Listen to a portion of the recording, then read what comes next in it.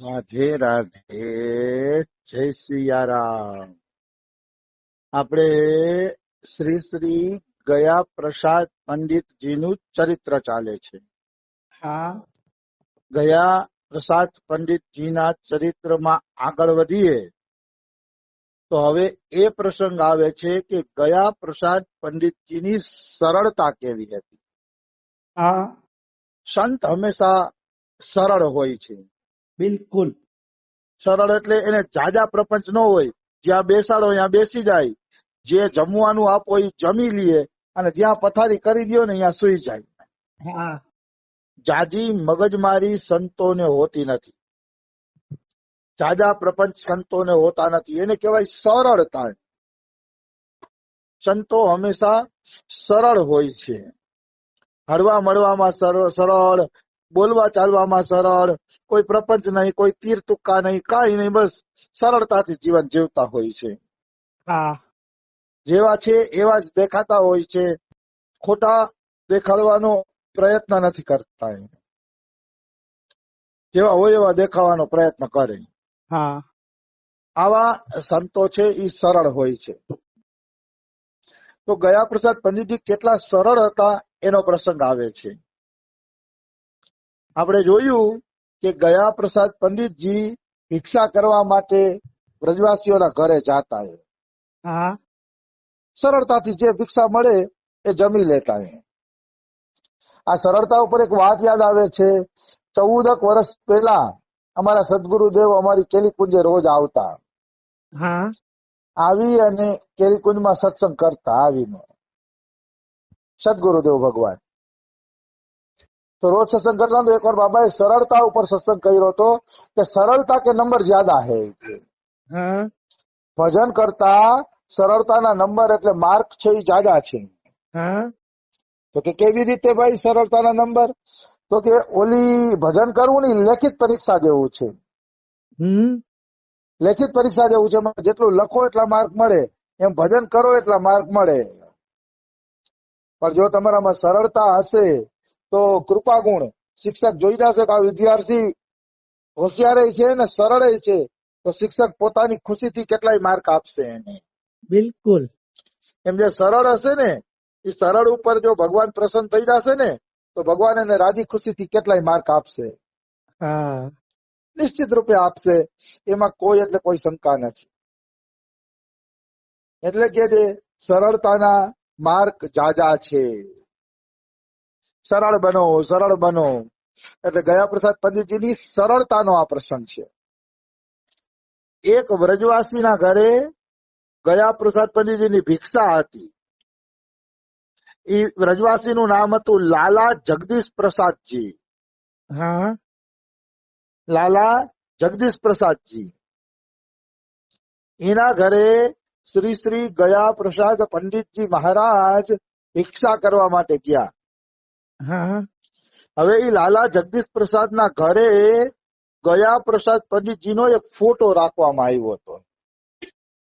આપણે કેમ ગુરુનો ફોટો પૂજામાં રાખીએ, હા એમ એને ગયા પ્રસાદ પંડિતજીનો ફોટો પૂજામાં રાખ્યો હતો.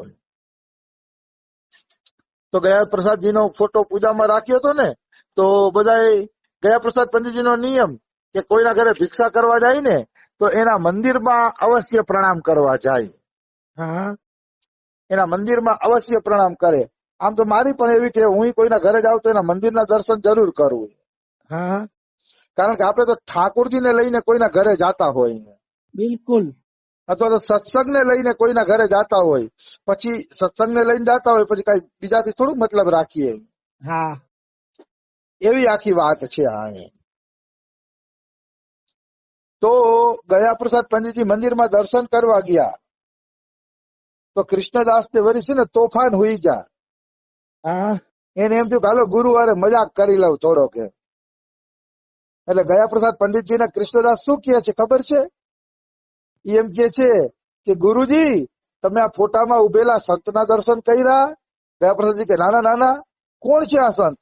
તો કે આ વ્રજ વસુંધરાની અનુપમ વિભૂતિ છે. કે હા વ્રજમાં અત્યારે કે આના સમાન કોઈ સંત છે નહીં. કે અને વ્રજવાસી લોકો એને સચલ ગિરિરાજ કે છે, મતલબ હાલતા ચાલતા સાક્ષાત ગિરિરાજ મહારાજ છે. હા અચ્છા, ગયા પ્રસાદ કે એવડી મોટી વિભૂતિ છે આ? તો કે હા. તો પંડિતજીએ પાછા પોતાના જ ફોટાના દર્શન કર્યા.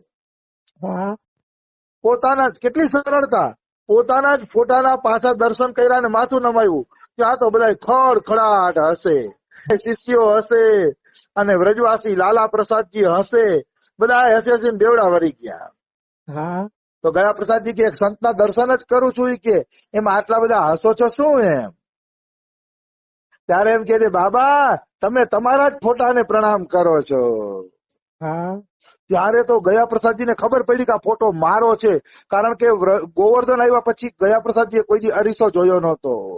હા અરીસો જોયો તો ખબર પડે ને કે મારામાં હું બદલાવ આવી ગયો છે. હા આવી ગયા પ્રસાદ પંડિત, કારણ કે જિંદગીમાં એ અરીસો જોતા નહીં ગયા પ્રસાદજી. સાચા સંતને અરીસા બરીસાની શું જોવાનું હોય?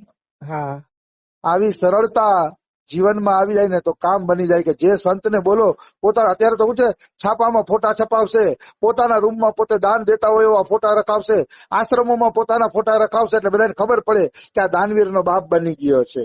હા આવું કરશે. અને અહીંયા જુઓ, ગયા પ્રસાદ પંડિતજીને પોતાના ફોટાની ખબર નથી કે આ મારો જ ફોટો છે.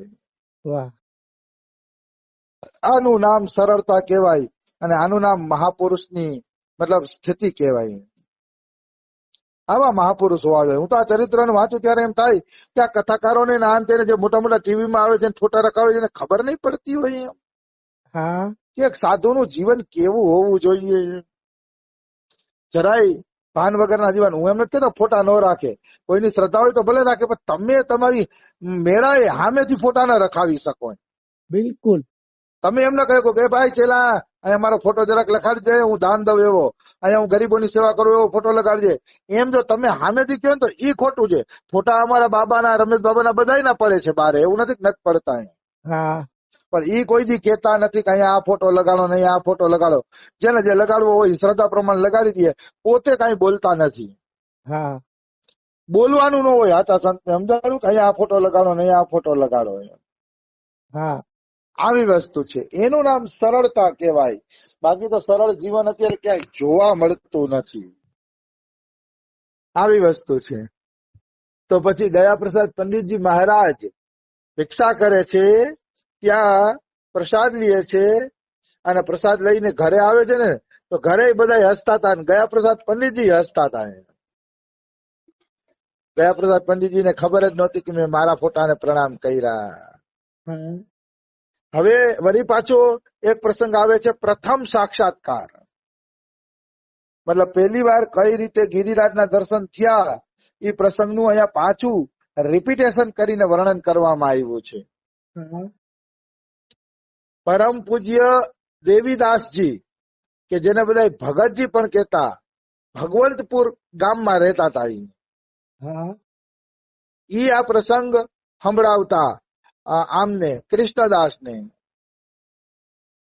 પરમ પૂજ્ય શ્રી દેવીદાસજી ભગવંતપુર વાળા આ પ્રસંગ સંભળાવતા કે જયારે ગયા પ્રસાદ પંડિતજી ગોવર્ધનની પરિક્રમા કરવા આવ્યા ત્યારે શાંતિ દીદી ખાલી 9 વર્ષના હતા, અને એમના છોકરા ગયા પ્રસાદ પંડિતજીના કઈક 12 વર્ષના હતા. હા અને એ બધા દંડોતી પરિક્રમા કરવા આવ્યા ત્યારે સાલ હતી સંવંત 1996 ની સાલ. હા સંવંત 1996, અને અધિક માસ શ્રાવણ મહિનાની શુક્લ એકાદશી. અધિક માસ હતો, શ્રાવણ મહિનાની શુક્લ એકાદશી હતી. હા ત્યારે ગોવર્ધન ધામ પધાર્યા હતા. અધિક માસમાં આમ પણ બહુ દંડોતી પરિક્રમા કરે હો વ્રજવાસી લોકો. હા અમારા બરસાનામાં 24 કલાક પરિક્રમા ચાલુ હોય, રાતે પરિક્રમાઓ દેતા હોય બધા દંડવતી. જયારે અધિક માસ આવે ને ત્યારે. હા આજી વખતે અધિક માસ કદાચ શ્રાવણમાં પડ્યો તો, આવતી વખતે ભાદરવામાં પડશે કદાચ. હા આવતા વર્ષે 3 વર્ષ થશે એવું લાગે છે. ભાદરવામાં અધિક માસ પડશે એવું દેખાય છે. આવી વસ્તુ છે.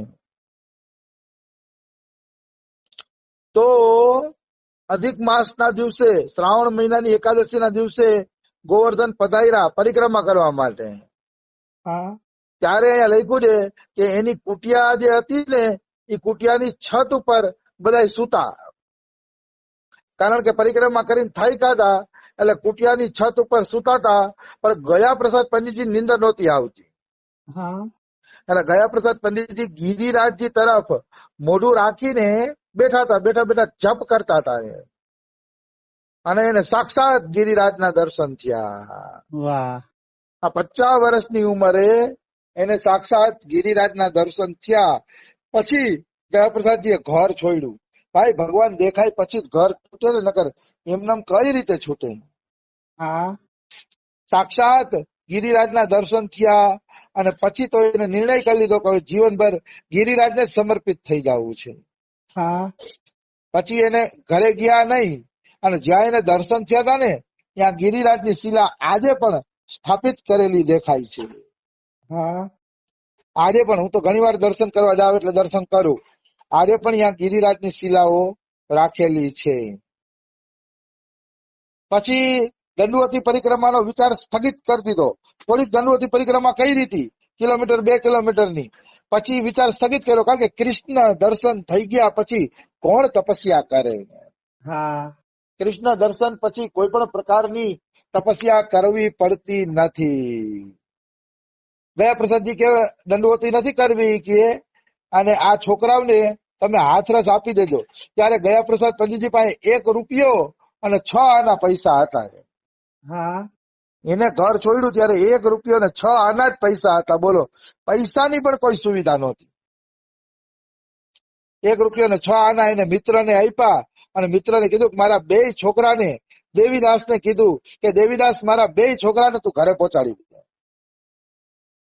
મારા 2 છોકરાને તું ઘરે પહોંચાડી દેજે કે હું હવે પાછો નહીં આવું કે.